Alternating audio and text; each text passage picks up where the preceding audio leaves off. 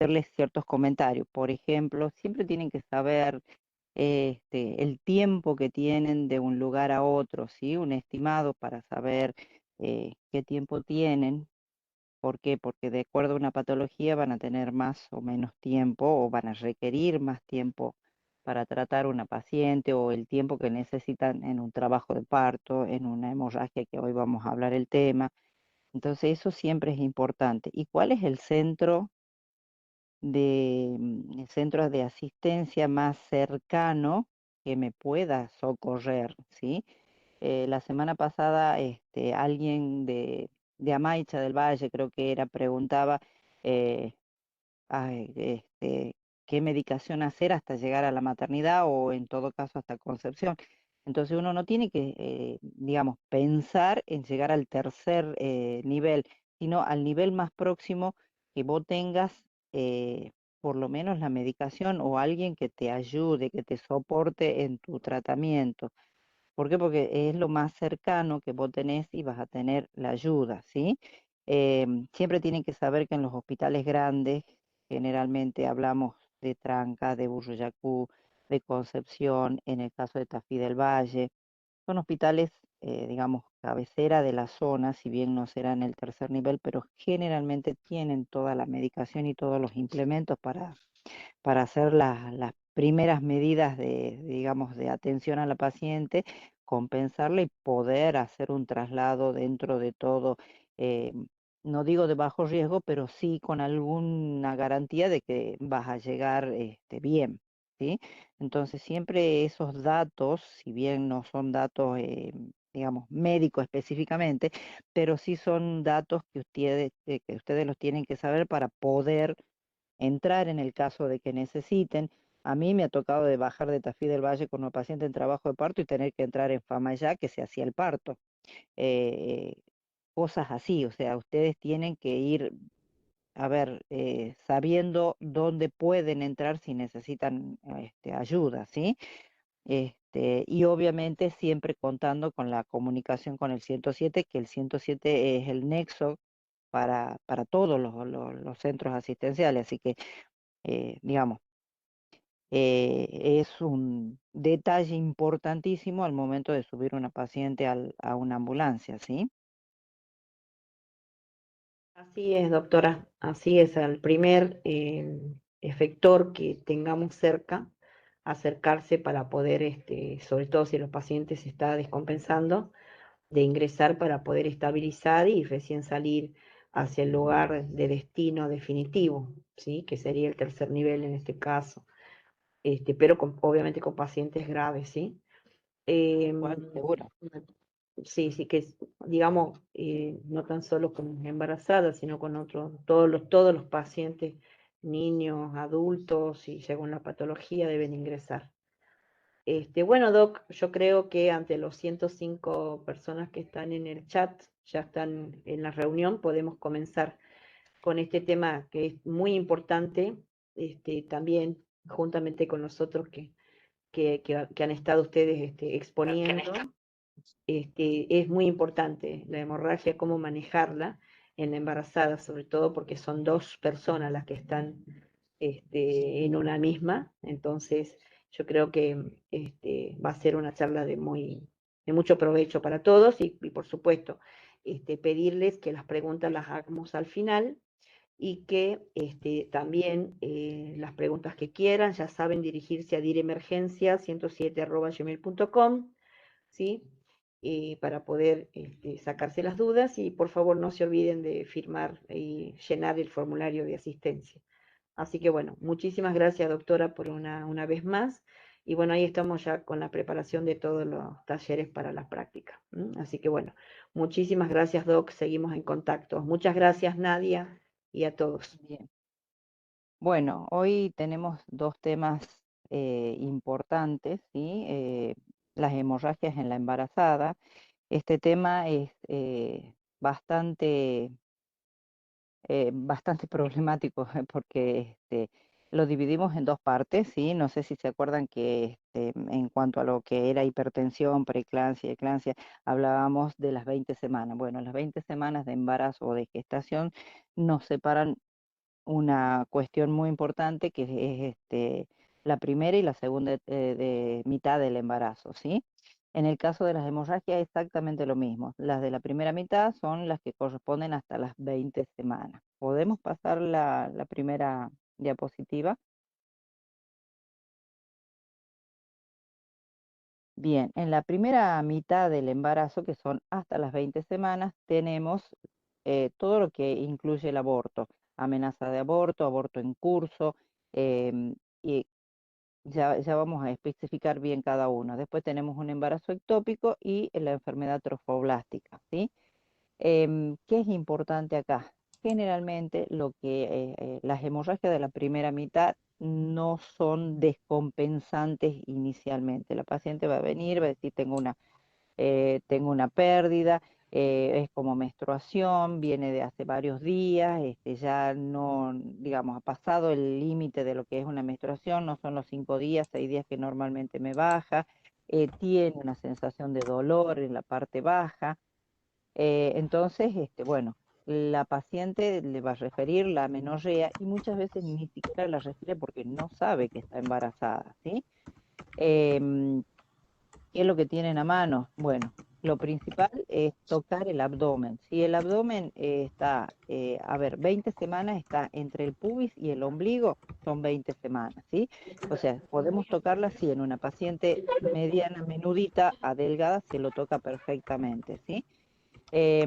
La hemorragia no es mucha o apenas termina manchando la ropa interior, bueno, se le hace un reposo, se le pide que haga reposo, se le da antiespasmódico y obviamente se le puede pedir una ecografía. Ahora, si la paciente te refiere que la pérdida sigue, pero es amarronada, que ya lleva bastante tiempo y que no cede en ningún.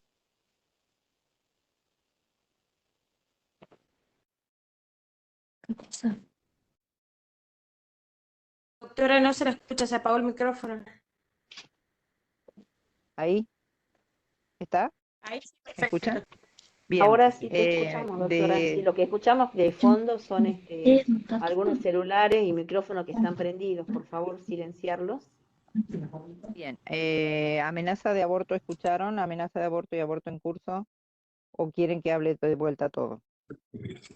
No, esa parte no se pudo escuchar bien, doctor. Bien, bueno, lo que les decía, la primera mitad del embarazo, del embarazo hablamos de las 20 semanas para abajo, son más chiquitos y a veces la paciente no sabe que está embarazada, entonces es importante determinar si tocamos algo en el abdomen, ¿sí? 20 semanas siempre va a estar entre el ombligo y el pubis, y la paciente te va a referir la pérdida, puede referir el dolor, una sensación como de que empuja, de pujo, que le empuja algo ahí que le molesta.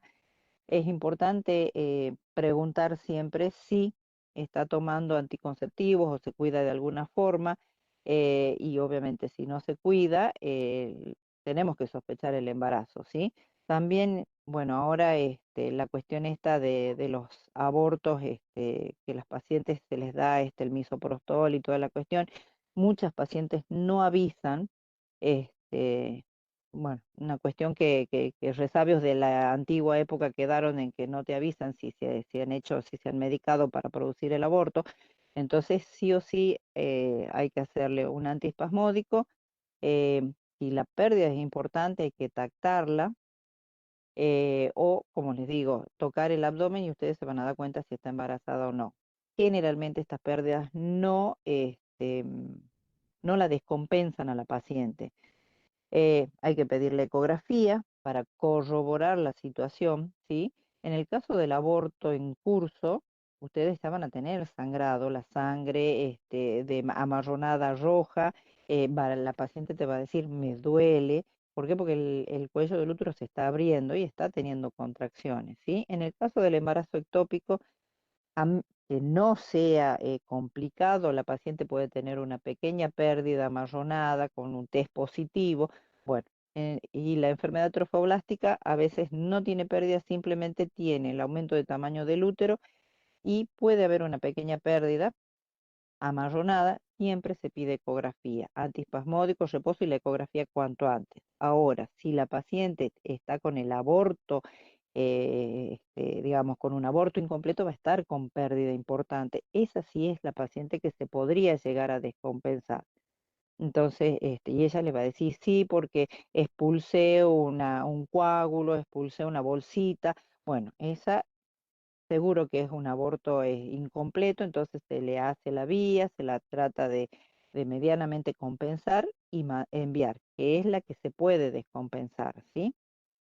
Bien, esto es lo que es la primera mitad, acuérdense, en menos de 20 semanas. Pasemos, por favor, a la segunda, a la tercera diapositiva. Bueno, acá les explicaba, las pérdidas son escasas, no hay compromiso hemodinámico o es muy escaso y la única que podría llegar a descompensarse es la que está con un aborto incompleto, ¿sí? Y acuérdense, hay pacientes que desconocen esto.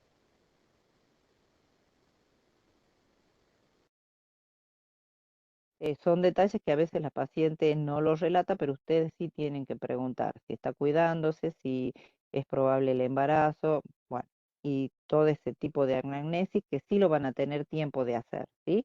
Porque como les dije, es una paciente que se descompensa muy pocas veces. Pasemos por favor a la próxima. Bueno, acá tenemos las que realmente revisten peligro para la paciente, ¿sí? Que son las de la segunda mitad, o sea que son por arriba de las 20 semanas y generalmente estamos hablando más de 20 semanas, 30 semanas, 28 semanas, ¿sí? Una es la placenta previa, que ya la vamos a explicar, el desprendimiento placentario, la ruptura uterina y las hemorragias postparto, que están incluidas en este capítulo, ¿sí? Pasemos a la siguiente, por favor.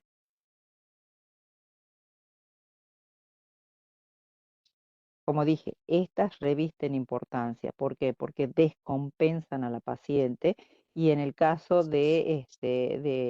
pueden comprometer la vida tanto de la paciente como del feto y por eso es importante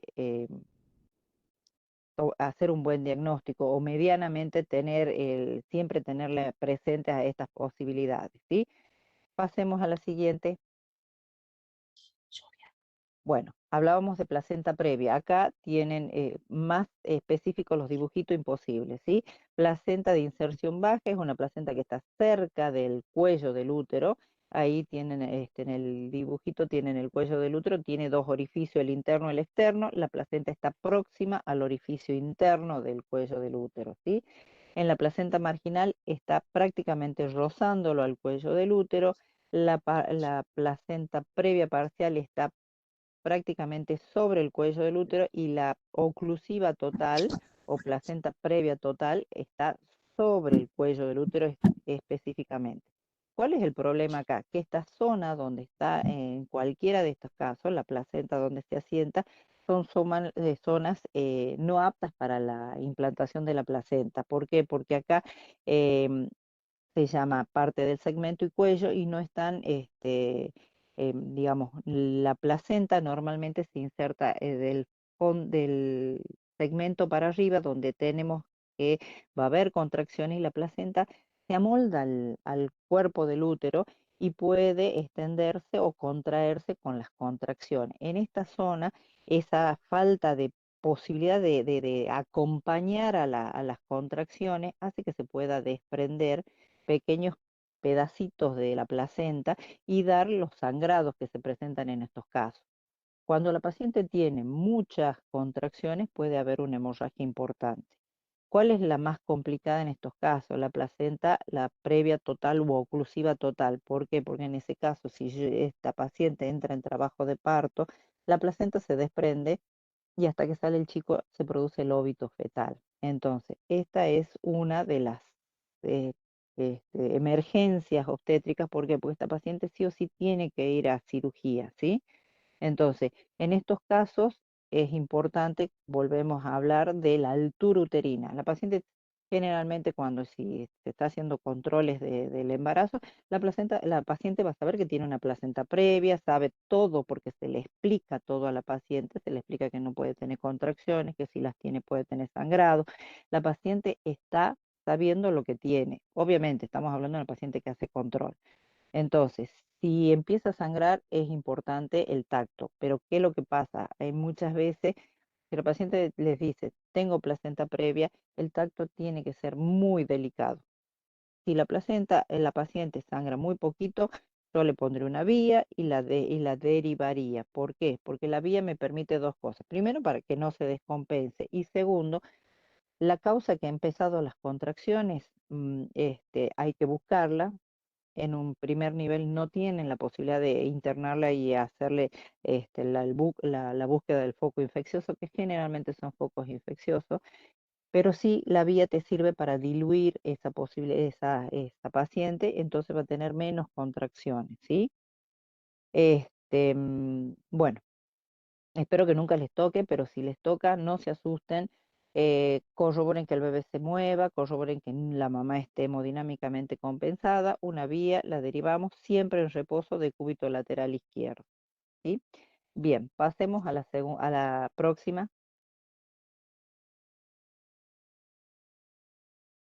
Bueno, aquí esto es un desprendimiento placentario. Hace un rato les explicaba que normalmente la placenta se amolda al movimiento del cuerpo del útero. Bueno, hay determinadas situaciones que hacen que esto no se produzca y aparece lo que se desprende la placenta y entre la placenta y la pared uterina empieza a haber sangre y esa sangre actúa a su vez a modo de guadaña, va desprendiendo el resto de la placenta y obviamente esto es una emergencia obstétrica que lleva a la finalización del embarazo por una cesárea, ¿sí? Es una urgencia. Entonces, em, es muy importante tener medianamente en la cabeza qué puede ser un desprendimiento. La sangre que va a expulsar esta paciente es roja, rutilante, eh, mm, puede haber uno que otro coagulito chiquitito, pero es sangre roja, líquida, y la paciente te dice, me duele acá, se señala específicamente y generalmente el lugar de donde le duele, si bien todo el útero va a estar duro, va a estar como piedras, la paciente te dice, se señala un punto y es el lugar donde se está produciendo el desprendimiento. Se descompensa rápido la paciente, ¿sí? Entonces, una vía, solución fisiológica, oxígeno y explicarle a la mamá. De todas maneras, ¿a qué va asociado el desprendimiento? A un golpe, a una caída de la paciente, a una hipertensión, ¿sí? Que son las causas más frecuentes. Hay desprendimientos sin causa, sí, también los hay, son los menos, pero generalmente la paciente va a estar hipertensa, tiene el antecedente de que se ha caído, se ha golpeado, y esas son las principales, digamos, antecedentes que tienen que saber y pensarle el desprendimiento, ¿sí?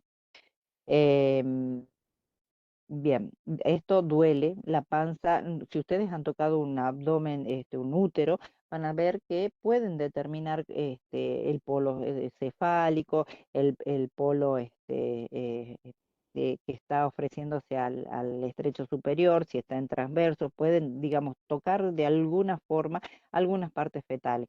En el caso del desprendimiento, el abdomen está tan tenso y duro que no se puede tocar absolutamente nada, no se puede distinguir nada, ¿sí? Entonces, cuando hay ese tipo de consistencia leñosa del útero sangrado y la paciente le duele, piensen entonces en el desprendimiento. Pasemos a la próxima, por favor. Bien, ruptura uterina. Eh, a ver, ruptura uterina se asocia generalmente a las múltiples pacientes que han tenido múltiples cesáreas, generalmente 2 o 3 cesáreas, ¿sí? Y que tiene muchas contracciones, que ha hecho una policistolia. Ojo que también puede tener una ruptura uterina una paciente que no ha tenido cesárea, ¿sí? Pero es más frecuente en las pacientes que tienen cesárea.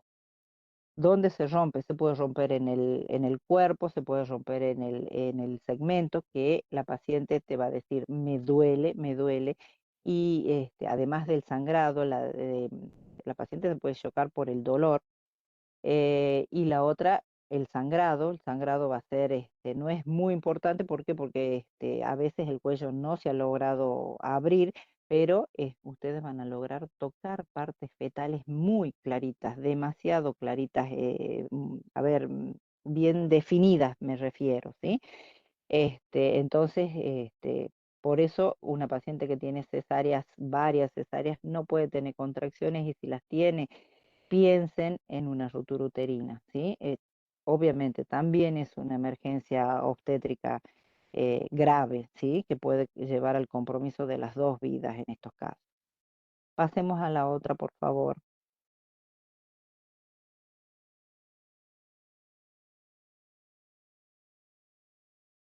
Bueno, como verán, acá volvemos a lo mismo. Es importantísimo porque consulta, que la paciente esté lúcida.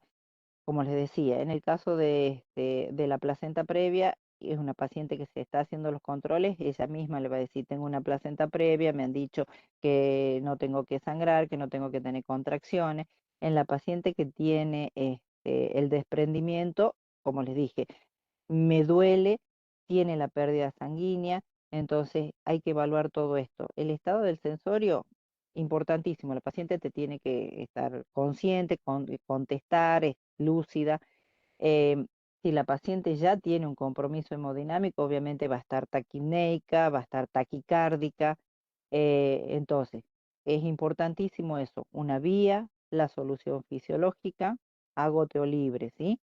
La edad gestacional, normalmente la paciente que tiene hecho el diagnóstico de la placenta previa, ella sabe qué edad gestacional tiene. Ahí no van a tener problemas, pero si la paciente no sabe que está embarazada, porque sí, todavía hay pacientes que no saben que están embarazadas, acuérdense, entre el ombligo y el apéndice sigmoide estamos hablando de más o menos 32 semanas, ¿sí? O sea, ombligo y apéndice sigmoide. Cuando está muy próximo al apéndice sigmoide es prácticamente un embarazo de término. ¿Sí? Esos son pequeños datos que para que ustedes tengan en cuenta en los casos de urgencia, a veces ni siquiera tenemos tiempo para ver la ecografía, ¿sí? Las contracciones, en el momento que ustedes están haciendo el examen físico general, se van a dar cuenta de lo que les decía recién. Si la paciente tiene el abdomen blando, si la tensión del abdomen cede o no cede, que ahí ustedes van a tener la posibilidad de decir, está con un hipertono, cuando no cede esa contracción o esa tensión de la pared uterina, que está asociado al desprendimiento, ¿sí? Y la vitalidad. Si tienen la posibilidad de escuchar los latidos con un Sony, perfecto. Si no, pongan la mano, la mamá les va a decir no se mueve, si se mueve, ustedes muevan un poquito la panza y el bebé suele responder moviéndose, ¿sí? Em, si es un embarazo grande con un estetoscopio de doble campana, se puede escuchar, así que el que tenga la oportunidad lo puede hacer, perfecto. Y bueno, esos son los parámetros que ustedes siempre le van a pedir, ¿sí? Así que esos son los que ustedes tienen que valorar.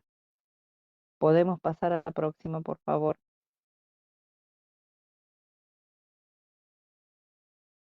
Bueno, el tratamiento básico en todos los casos es el decúbito lateral izquierdo. Esto permite que los grandes vasos estén libres, no tengan compresión y puedan haber mejor flujo útero-placentario, ¿sí? La venoclisis, solución fisiológica, por más que la paciente esté hipertensa, no se asusten, pongan la venoclisis con solución fisiológica. Es una paciente que tenemos que evitar que se descompense, ¿sí? Pongan oxígeno mínimo a 4 litros por minuto. Si se puede y da para hacer una maduración, un corticoide le va a ayudar muchísimo. ¿Por qué? Porque acuérdense, si está por debajo del apéndice sigmoide es un pretérmino y la maduración le va a venir de 10, ¿sí? Eh, obviamente avisar al centro receptor cuál es la condición de la paciente.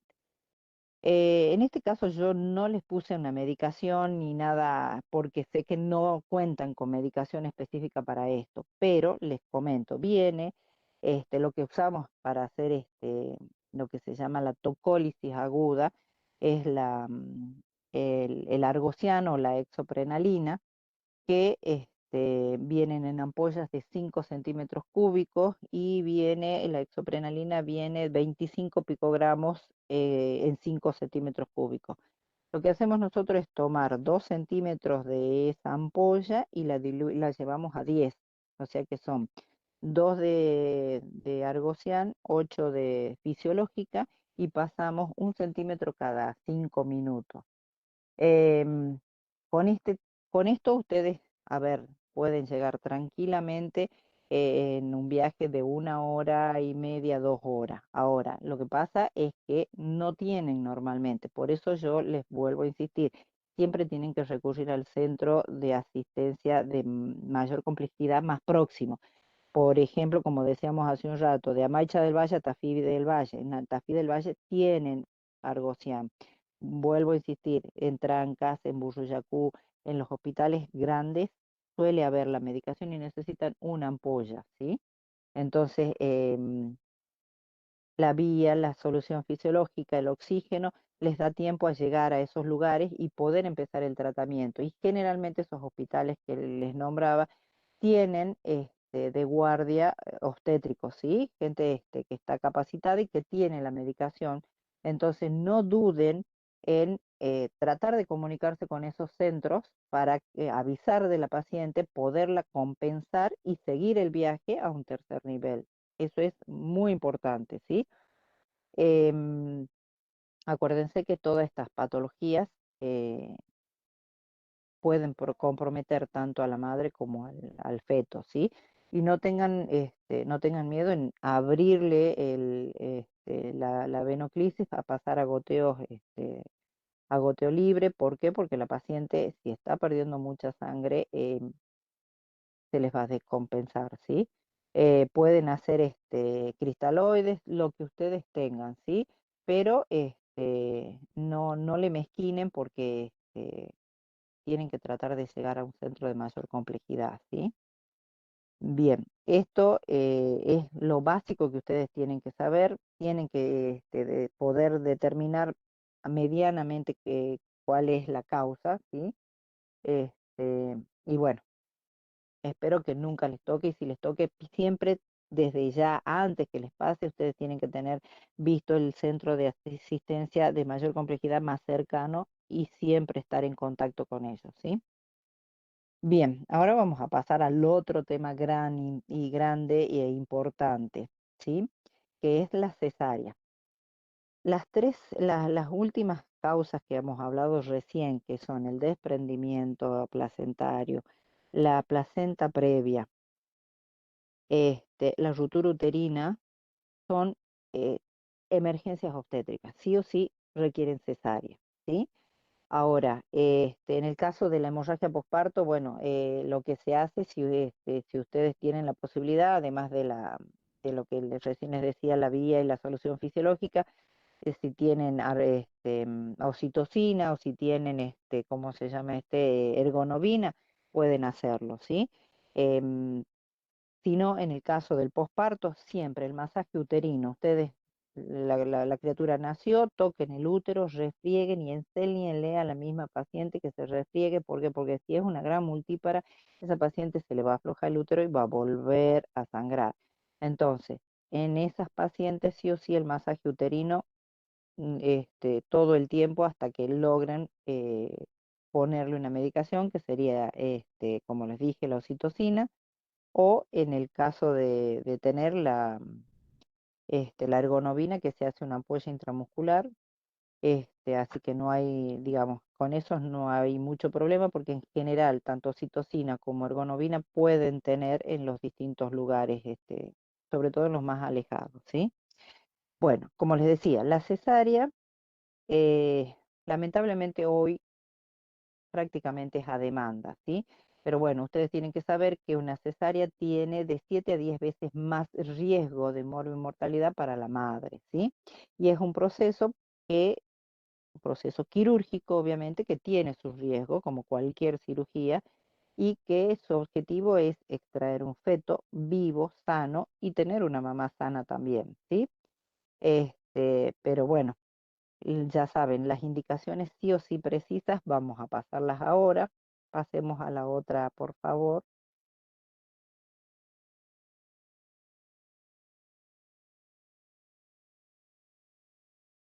Bueno, dentro de las indicaciones de cesárea tenemos las relativas y tenemos las absolutas. Yo me voy a dedicar a este caso de las absolutas porque si ustedes reciben una paciente con alguna de estas cuestiones, ustedes tienen que saber que sí o sí va a cesárea y tiene que llegar compensada para poder entrar a un quirófano, ¿sí? Eh, Hoy, lamentablemente, digo lamentablemente, ¿por qué? Porque con cada cesárea, con cada intervención quirúrgica, se aumenta el riesgo materno, también el riesgo fetal, ¿sí? Entonces, este, lo ideal es un parto, al parto al otro día la mamá se está yendo a su casa tranquila con su hijo, ¿bien? Hoy por hoy tenemos esto, que son las indicaciones absolutas. Paciente que tiene un embarazo con un feto en podálico o en transverso, puede empezar el trabajo de parto, pero el trabajo de parto va a ser muy complicado, ¿sí? Más sobre todo, en el caso del podálico, puede progresar y vamos a tener un parto estancado, puede haber con un sufrimiento fetal. En el caso del transverso no hay una presentación que se ofrezca al estrecho superior, o sea que puede empezar el trabajo de parto, pero no va a progresar. Así que bueno, en ese, digamos, nos da más tiempo a poder hacer la derivación. En el caso de cesáreas anteriores, o sea, que tiene una paciente que tiene una cesárea anterior y un nuevo embarazo, ¿puede tener parto? Sí, puede tener parto, pero cuando hablamos de iterativo cesárea anterior, estamos hablando de más de 2 cesáreas, que ahí es donde se produce lo que yo les decía hace un rato, la posibilidad de una ruptura uterina. Esa paciente no puede tener contracciones. A ver, las tienen, pero no son las del trabajo de parto, ¿sí? Hay pacientes que tienen una, dos, tres cesáreas y que han llegado a trabajo de parto, sí, que gracias a Dios no les ha pasado nada, sí, pero son las menos, ¿sí? Entonces, esa paciente que tiene 2 cesáreas anteriores con un embarazo de término y que está con contracciones, se la tiene que derivar porque esa paciente entra al quirófano. La otra es la desproporción feto-pélvica. Feto-pélvica. ¿Por qué feto? Porque el feto es más grande que la pelvis materna. O a veces es pélvico-fetal. ¿Por qué? Porque la pelvis está estrecha, la pelvis, y el feto es de un tamaño normal, ¿sí? O sea, es semántica, pero en ninguno de los dos casos puede entrar en trabajo de parto. Quizás entre en trabajo de parto, pero también se va a estancar, ¿sí? O sea, cuando ustedes vean un abdomen, un útero demasiado grande, si tienen la posibilidad de tener una cinta métrica y la miden, bueno, nosotros los obstetras tenemos en el bolsillo siempre la cinta, tiene más de 35, 36 centímetros, es normal, más de eso para nosotros es un feto macrosómico, que obviamente no puede entrar en trabajo de parto. Lo que les decía hace un rato, el desprendimiento, la ruptura uterina, sí o sí van a cesar y son urgencias obstétricas. Después tenemos la prosidencia y procúbito de cordón. ¿Cuál es la diferencia? La prosidencia es cuando ha roto la bolsa y se exterioriza por el canal del parto el cordón. Normalmente cuando se exterioriza, la cabecita del feto se apoya sobre la pelvis y apoyas también sobre el cuello del útero y lo presiona el cordón. Y al presionar el cordón no hay una perfusión fetal, por lo tanto se produce el óbito fetal, ¿sí? En ese caso, si hay prosidencia de cordón, ustedes toquen el cordón, si el cordón está latiendo, introducen sus dedos y levantan la cabecita para que no lo comprima. Lamento decirles que así van a tener que ser trasladada la paciente. Ustedes con la mano en la vagina levantando la presentación y así van a entrar al quirófano. Eso es así hasta que nace la criatura. Obviamente es un riesgo de infección, todo lo demás, pero la criatura llega viva, ¿saben qué? Son los héroes de esta mujer porque le han salvado la vida a su hijo. Eso es prosidencia. Y el procúbito es cuando tenemos la membrana, todavía, la membrana, la bolsita que contiene al bebé, y entre la membrana y la cabeza anda nadando el cordón, ¿sí? Que también eso Si en manos expertas podemos correr el cordón al romper la bolsa y asienta la cabecita, perfecto, pero son las menos y generalmente van a cesárea, obviamente, porque se comprime el cordón y tenemos un óbito fetal. Y la otra son las cardiopatías maternas severas, ¿sí? A ver, muchas veces las pacientes se descompensan y en lo personal me ha pasado, paciente que ha llegado, ha tenido su bebé, ya sea parto, ya sea por cesárea, que uno no se entera de que la paciente tiene alguna patología previa porque tampoco la siente la paciente. La paciente te dice, sí, en algún momento, allá cuando tenía 12, 13 años. A ver, son importantísimas las pacientes, las anamnesis durante el embarazo para determinar esta presencia de las cardiopatías. ¿Por qué? Porque la paciente se descompensa y se muere. Es lamentable, pero sí suele pasar hasta hoy en día, porque son cardiopatías dilatadas que no han tenido tratamiento y lamentablemente la operas y le cambias el volumen sanguíneo total al paciente y se te descompensa y no hay forma. La paciente lamentablemente se va a morir. Entonces, siempre hay que preguntar a la paciente si tiene algún antecedente cardíaco, si está en tratamiento, pero bueno, la paciente esta que viene, que digan, por ejemplo, ha tenido su bebé recién y ustedes ven que está disneica, que está con dificultad para respirar, que está taquicárdica, no lo duden, la derivan igual, ¿sí? Y más sobre todo si la paciente todavía tiene el chico puesto y les dice que tiene una cardiopatía, derívenla porque esa paciente va a cesárea y tiene que ir a una unidad coronaria además de la cesárea, ¿sí? Estas son indicaciones con una mamá medianamente sana, ¿sí? Ahora, nosotros nos planteábamos lo que es una cesárea de urgencia, más allá de estas urgencias que estamos hablando. Estamos hablando de cesáreas en el caso, a ver, que ustedes tengan un accidente de tránsito con una paciente embarazada, que la paciente acaba de tener el óbito, ¿sí? Y la paciente tiene un embarazo. No sabemos de qué edad gestacional, pero sí está cerca, la altura uterina cerca del apéndice sigmoide o está entre el ombligo y el apéndice sigmoide, que son chicos viables, ¿sí? ¿Cuánto tiempo tenemos para hacer la cesárea? A ver, ¿por qué hablo? Tenemos para hacer la cesárea porque lo estoy incluyendo a ustedes. Ustedes van a tener que tomar una decisión. Ustedes van a decir, bueno, pero yo no sé hacer cesárea. Sí, no sabemos, pero tenemos los conocimientos mínimos para poder salvar esa criatura. La mamá falleció, no tenemos otra cuestión, pero sí podemos salvar a un bebé viable, ¿sí? Pasemos a la otra diapositiva, por favor.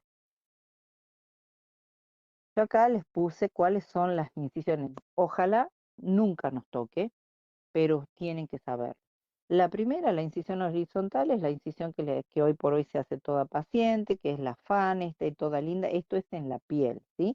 Pero cuando tenemos estas cesáreas de urgencia con una mamá que acaba de ovitar, que no tenemos latidos de la mamá, que ha sangrado mucho y todo lo demás, a ver, yo no digo que ustedes lo tengan que hacer, pero si lo pueden hacer, van a salvar un bebé, ¿sí?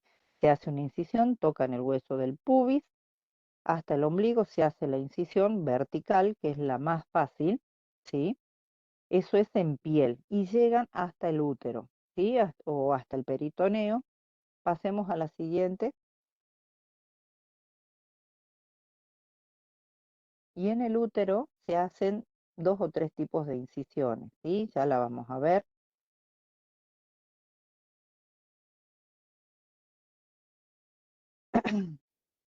¿Podemos pasar, por favor, Nadia?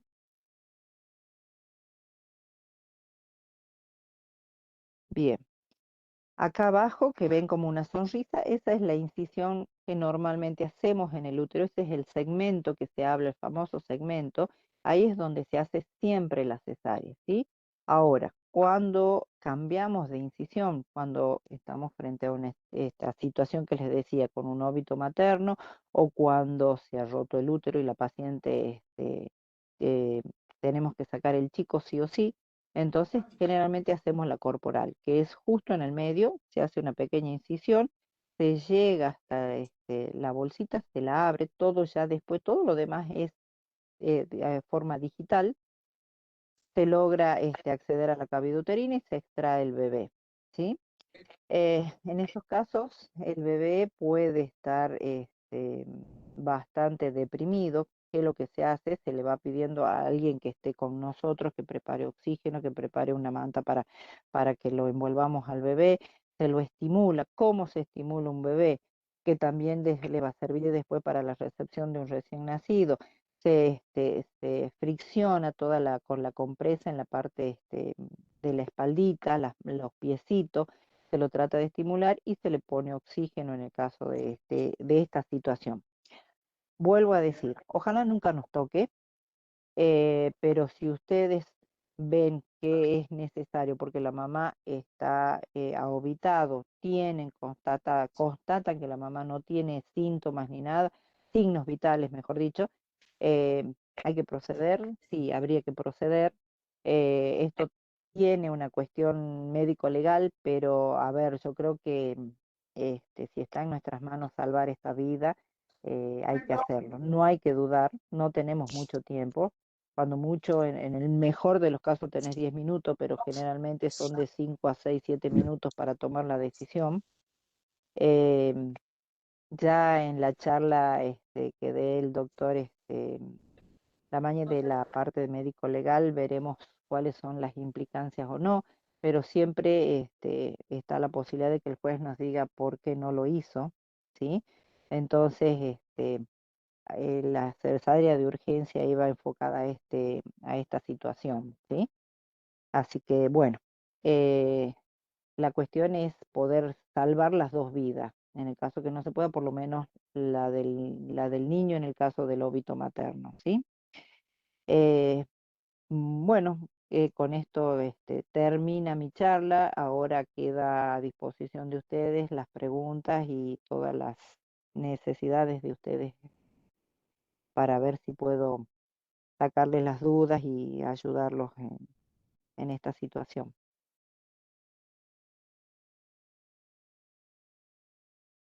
Doctora, acá Gabriela Avellaneda pregunta si se pueden colocar dos vías con fisiológicas si es que la paciente se descompensa en el caso de una hemorragia.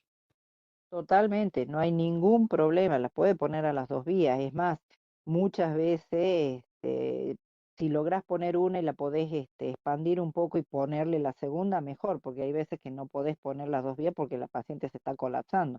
Ojalá pudiéramos poner todas las veces dos vías y con una ABOCA de gran calibre. Bien, bien, bien, gracias. ¿Alguien más quiere hacer alguna pregunta del auditorium para la doctora? Una pregunta, si la paciente está sin signos vitales, ¿se le puede hacer RCP? Sí, se le puede hacer RCP, obviamente, pero bueno, yo iba a situaciones muy particulares. Un accidente de auto donde vos ya has corroborado toda esta situación, que vos sabés que no va a salir o que tenés cierta duda que salga, ¿sí? Se debe hacer RCP, ¿sí? Y ya en la clase siguiente les van a explicar cuáles son los pasos y cómo se hace el RCP en la embarazada y toda esta cuestión. Pero bueno, yo iba un poco más allá, ¿sí? Cuando ya sabes que la paciente no te responde y tenés que tomar la decisión.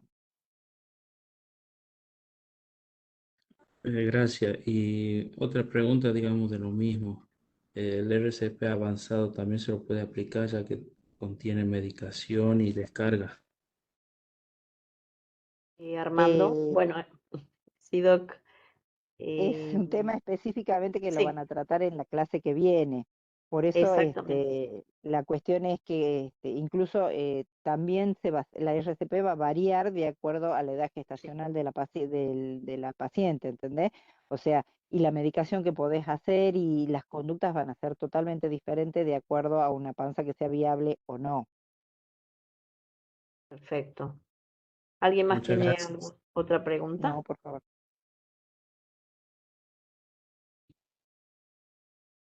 Buenas noches, Sí, doctora Roldán. Soy Cecilia Maidana, ¿cómo le va? Bien, Una un gusto escuchar. consulta.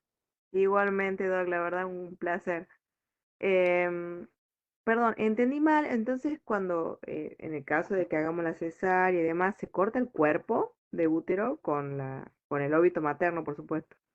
Sí, sí. O vamos Esa por es la sí. mejor, es la forma más rápida de acceder al feto, Perfecto, perfecto. Quería confirmar eso, digamos que dije, que es la más que fácil no le porque cueste. vos para hacer la incisión abajo, que sería la horizontal, vos tenés que acceder a través de, primero tenés la vejiga. Entonces, en cambio, Claro, si vos vas derecho al cuerpo del útero, sacás el chico más rápido. sí, sí, sí, sí. Perfecto. Listo, Doc. Un gusto realmente. Igualmente, ese sí. ¿hay alguien más que quiere preguntar algo para ya darle las últimas indicaciones? De todas maneras, queda el correo, eh, todo con minúscula, viremergencia 107 gmail.com, ¿sí? Esa es el viremergencia 107 gmail.com. Para cualquier duda que tengan, pueden hacer llegar un correo electrónico. Bueno, no queda más nadie, tampoco estoy viendo que hay algo en el chat, el presente a través de los formularios de asistencia que se han ingresado. Acá dice, Cecilia Maidana ya se respondió. Hola, Y hola doctora. sí, Sí, Doctora, ¿cómo estás? Te habla sí, lo Walter. escucho. Escúchame, Doc, nosotros tenemos siempre, bueno, el tema de los, las catástrofes que hay, digamos, los accidentes, donde podemos Sí, llegar ante un accidente de tránsito, donde la madre, en este caso, esté agónica, que esté en estado crítico. Sabemos que sí. estamos en la ruta y que no vamos a poder llegar con la madre viva hasta el hospital, hasta un hospital más cercano, digamos. Y tenemos que tomar la decisión entre que la madre que está crítica y sacarlo al bebé. ¿Qué tenemos que hacer, digamos? ¿Cuál sería la decisión? Y a ver, no, a ver, vos sabés que en medicina no hay garantía de que el 2 más 2 es 2 es 4, ¿sí? A ver, vos tenés una madre que, a ver, generalmente si estamos hablando de una madre que ha ido en un auto, el cinturón de seguridad suele ser lo peor que hay para una embarazada de término, ¿sí? Suele producir lo que es una Sí. lo guillotina al cuerpo y al segmento y tenés un bebé que ya no tiene vida. Si vos ves que la mamá, la podés salvar a la mamá y esa panza está muy blanda, no sé si se recuerdan hace un rato que les dije lo de la ruptura uterina, que uno palpa Sí, sí, sí. bien específicamente las partes fetales y todo lo demás, y vos tenés una mamá que se está descompensando, entonces vos en ese caso pensá en la mamá. ¿Por qué? Porque Mm. si este bebé está, el útero está así, como te dije, tocas las partes fetales. A ver, eh, yo he tocado, gracias a Dios, nunca más, pero sí una sola vez y ha sido, a mí me ha impresionado tocar, es como tocarlo al bebé a través de una tela y te das cuenta que el útero está roto, listo, ese bebé seguro que está muerto, entonces dedícate a la mamá, ¿sí? Perfecto, perfecto. este, Hace todo lo que sea para salvarla a esa mujer, por más agónica que esté. ¿Por qué? Porque ese bebé está fallecido, ya está con un óbito fetal seguro. Ahora, si vos constatás que el bebé se ha movido, que todavía tenés cierto tono en el útero y la mamá no tenés chance, o tenés por ejemplo, pérdida de masa encefálica, o tenés algo que vos sabés que es irreparable en la mamá, bueno, dedícate al bebé. ¿Sí? Perfecto, perfecto. O sea, son decisiones que lamentablemente la tenés que evaluar, en 5 segundos tenés que tomar la decisión. Mm. ¿A quién vas a salvar? ¿Quién tiene más chance? Ujú. Y bueno, te deseo suerte, porque la Claro, verdad era que hay que porque tomar la decisión. era, la pregunta era, la verdad que muchas gracias, porque bueno, la pregunta era en base a los 7 minutos que usted nos decía que tenemos No que tenés tomar la tiempo. decisión para sacarlo al bebé. Así que bueno, Exactamente. me queda muy claro Es, en ese sentido. La verdad que muchas gracias. o Muy sea, es linda la una, clase. no, por favor, Ujú. Doctora. sí. Eh, bueno, acá están preguntando si cuáles serían las patologías cardíacas referidas en las causas de la cesárea de Generalmente urgencia. es la insuficiencia cardíaca, la miocardiopatía dilatada, que generalmente las pacientes no, digamos, no se descompensan porque, a ver, se descompensan generalmente cuando nace la criatura. ¿Por qué? Porque durante 9 meses ha ido despacito amoldándose el corazón a la función. La criatura nace. Esto es en el caso de los, por ejemplo, de los partos domiciliarios. Nace y la paciente vos la tenés descompensada, o sea, no porque ha perdido sangre, sino porque empieza con su problema, con su insuficiencia cardíaca, que se descompensa y la paciente vos la vas a ver medio cianótica, con la dificultad para respirar, que está sentada en ortopnea y todo lo demás. Eso es ya cuando se ha producido el parto y cuando ya está descompensándose.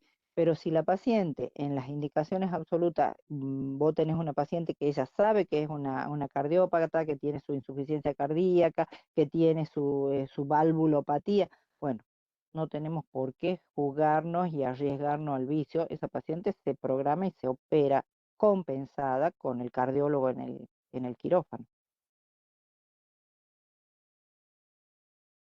Bien, Doc, acá hay una pregunta en el chat. Preguntan en el caso de realizar la cesárea de urgencia en caso de un incidente de tránsito y posterior óbito, ¿cuántos minutos tendrían para sacarlo al bebé del útero de la mamá? Vuelvo a decir, son segundos que tenés que tomar la decisión. A ver, si ya sabes que la mamá no tenés chance con la mamá, listo. Eh, no tenés más de 5 a 10 minutos cuando siendo demasiado generoso, ¿sí? Son de 5 a 6, 7 minutos donde tenés que ya el bebé tiene que estar afuera. Perfecto, doctora. ¿Alguien más tiene alguna pregunta?